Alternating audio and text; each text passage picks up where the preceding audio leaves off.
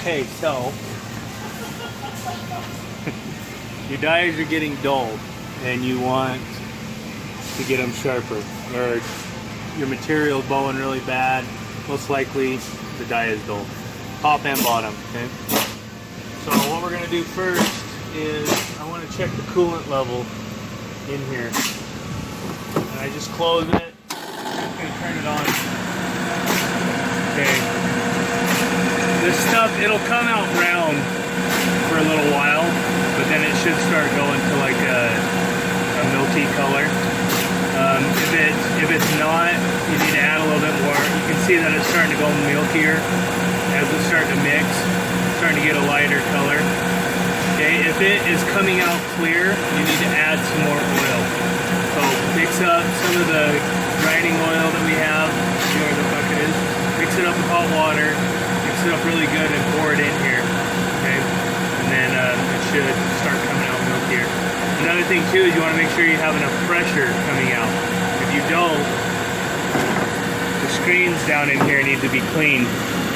And I would find some type of wire brush to do it with. I wouldn't do it with your finger. You can get metal shavings down in there, and as soon as you put your finger in there and start moving it around, it cuts you. You'll get a sliver, and it's really, really dirty. So we're just looking for enough flow, and we want to see that it's a milky color. Okay, once we've gotten that, shut it back off. So what I like to do is I like to mark 4 corners of the dye. I just like to mark 4 little areas with marker. As I'm grinding this down, it's going to show me where I'm hitting first. I'll do the same thing with the top dye. You pull the sleeve. Now if the sleeve doesn't come off, it's because on these sides there's Allens that keep these sleeves in there tight. The newer ones have this O-ring that's a rubber. Okay, if your rubber's gone, this will want to slide in and out really freely. It won't do any damage inside the machine once it's in there, but trying to get it, pull this out, the sleeve's going to stay inside the machine, and then you have to manually push it out. So the older ones have Allens, the newer ones just have a quick pop with that rubber ring.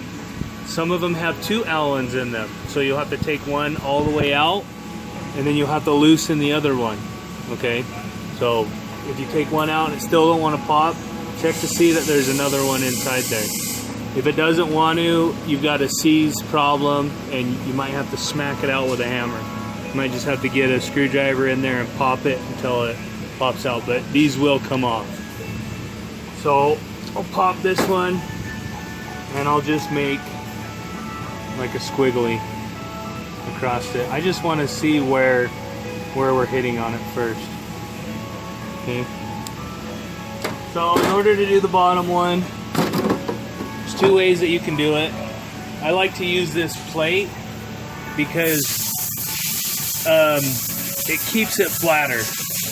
Keeps this flatter. These chucks are kind of old, and if you just go off of the chucks and let it sit in there free floating, it could cock it to a side. So I like to just use these flat ones, or some type of a flat plate triangle that's in there. Keep it down. So what I'll do is with this guy, tighten them down. You don't have to push on them when you tighten them. You just want to tighten down, and then you take a little hammer and you just tapping it all the way around it. That'll make sure he's sitting down flat, and then I can give a final crank right there. Okay. And I'll take this over, and if you know I hit it, I'm hitting the die right now. So I want to crank them up until I'm not hitting anymore. Then I'll take and spin this and just bring it back down until it stops. Once it stops, and you're cranking with? I crank this guy right here. Okay. Crank him down. Once I've hit him, I back off a little bit. Okay. So now I have my height kind of set where I want it. Now we're ready to go.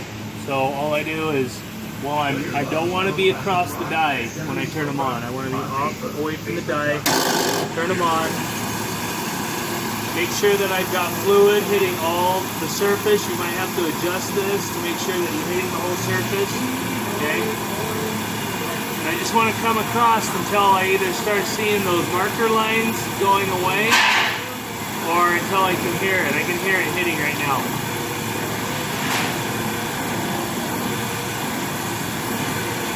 So I went about 3 or 4 passes, okay? And I've only taken off the marker there and there, but I still have right there, okay? I want the whole marker gone, and then I'm going to start counting how much I'm taking off of the die, okay? This tells me, hey, I've only sharpened these 2 areas. I need to now get these areas.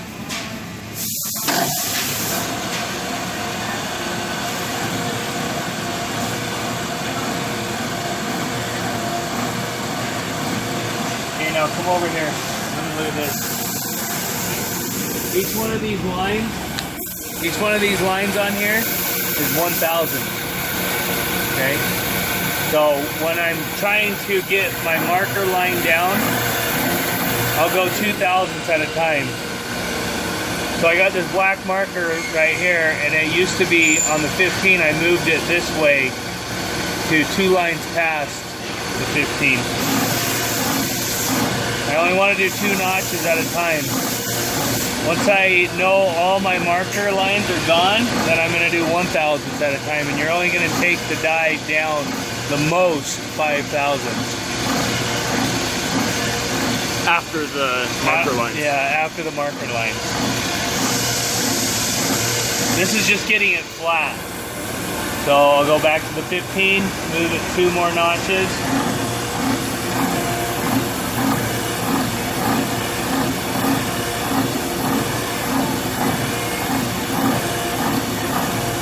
After so much hitting, these dies will warp. I mean, even though I ground it to a flat surface last time I did it, it's not a flat surface anymore.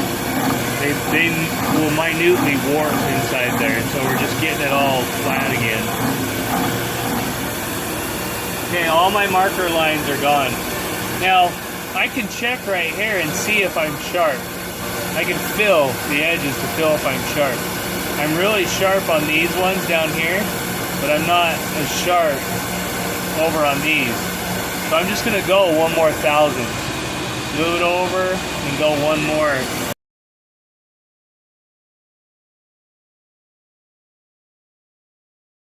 Once I go probably like 10 passes, then I will go through the whole thing.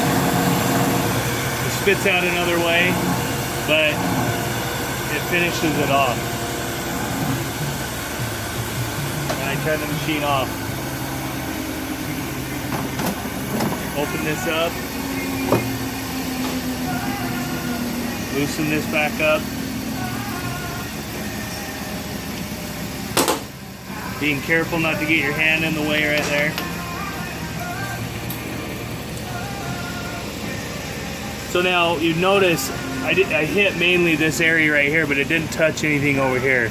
But I still got my tooling.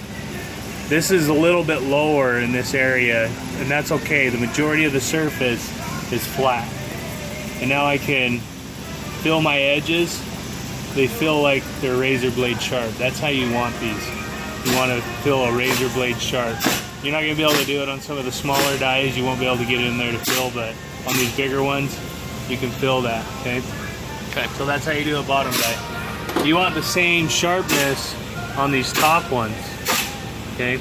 Now on a top die, you're looking for any deformities on like the corners, because if it's losing an edge, you have to determine, you have to make that decision, can I grind it down that far and still be able to use it? You know, you can only take up to about, I think it's like 1/8 of an inch max on grinding these, and then the tool's no longer good. From a brand new tool. From a brand new tool. So you should only be taking off, you know, 3 to 5 thousandths at a time every time that you grind them, and then once you get to about 1/8 of an inch, you'll have to chuck it. It won't be good anymore. And then so if you have any corners that are chunked, you have to determine, hey, do I need a new tool? Can I grind this one down? If it's really bad on a corner, you have to most likely hog it off with a hand grinder first, and then you can bring it over here and flatten it out. Okay. So what I'll do, first of all, is I just stick him down inside here and turn this, get this guy turned till he'll receive them. I don't want to get him tight, I just want to get it spun in enough to where I know it's going to grab. Okay, so I know it'll grab there. So now I can take them and come up from underneath. And one thing you can do, you notice this key right here, I don't ever want to put him in one of those. I want him out in the open. Okay? You can bring this top over, push him up, and then tighten him from there. And now I can back off of him. Back off the tooling so I know I'm not hitting. Once he's cranked in, that's it. You can start sharpening.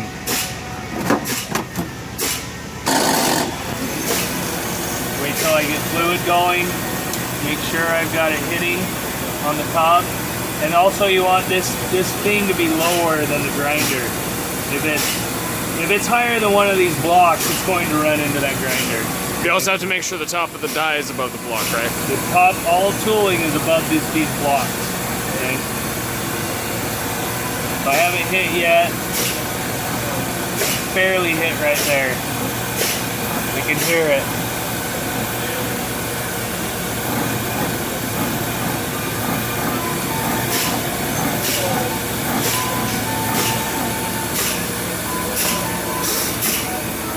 So you can see right here how much of it has already hit.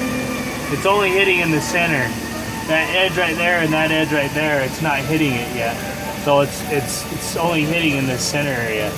So what the die is doing is it's bulging in the center. The ends are kind of down farther, it's bulging in the middle, and so it's hitting that area first. So I'm gonna go 2 more thousandths.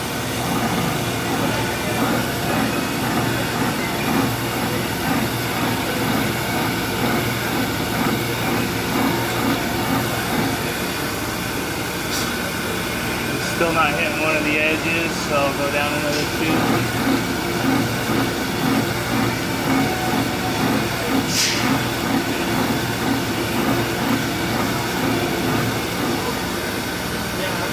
It's barely hitting that other one. I'll hit another 2,000.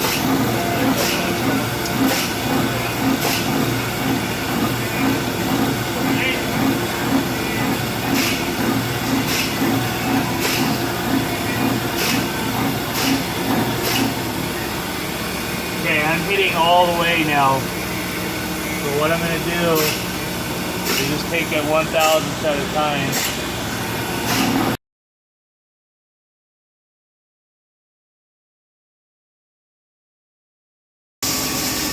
Still a little bit right there that he's not hitting.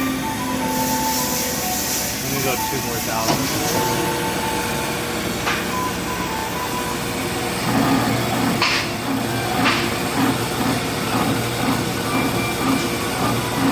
Now, this will work really good for your A and your B and some of your C stations, but your D and your E, you're going to have to send them out and have them done.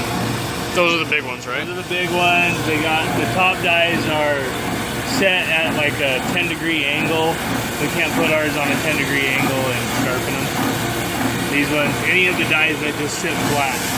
Flat on the top, flat on the bottom. Leave them like that. So now I just fill these edges, make sure we're sharp. We're good. So now holding underneath here, I'm just going to loosen them.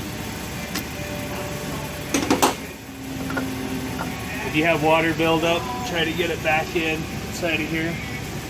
Okay. Nice new die for punching.